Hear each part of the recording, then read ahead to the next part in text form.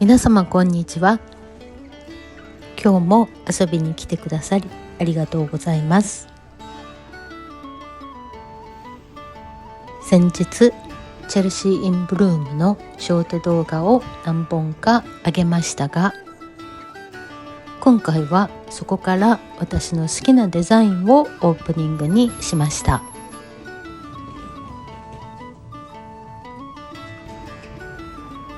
そしてこちらは混乱ショップ、今年のベストフローラルディスプレイです。入った途端に広がったガーデンダイニングのセットになんとも心地よさを感じました。こちらの丸テーブルもとても素敵です。ここはフランスの田園風景をイメージし、人と自然の触れ合いを楽しみながらお祝いしています。緑のギンガムチェックにこのお皿、すごく可愛いです。お皿はゾエド・ジバンシーさんのもので、ディスプレイもジバンシーさんとのコラボだそうです。そして我が家は赤のギンガムチェックです。最近 YouTube で移住をテーマにした動画がよく上がってきます。ですので今日はアールグレイと抹茶クッキーを焼きながら、またカーテンを縫ったり編み物作品もお見せしながら、私がなぜイギリスに移住したのかざっくりとお話ししたいと思います。今回ナレーションは最初と最後でテロップメインでお届けします。最後までお付き合いいただけたら嬉しいです。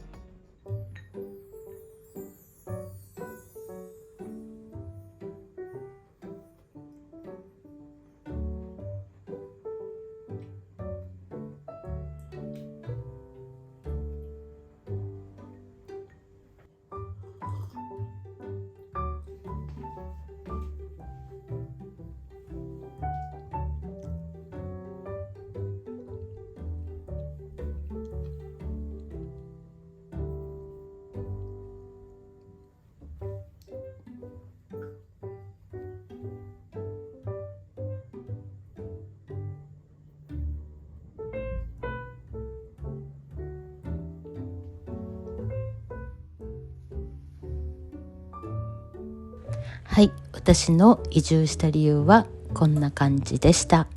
今年57歳なので、学生期間も合わせると在英20年になります。年齢は関係なく、環境を変えてみたり、新しい経験をすることは、自分を成長させる素晴らしいチャンスと思います。そして自分はできると信じることも大切です。どなたか海外に行ってみたい方の少しでも背中を押せたら幸いです。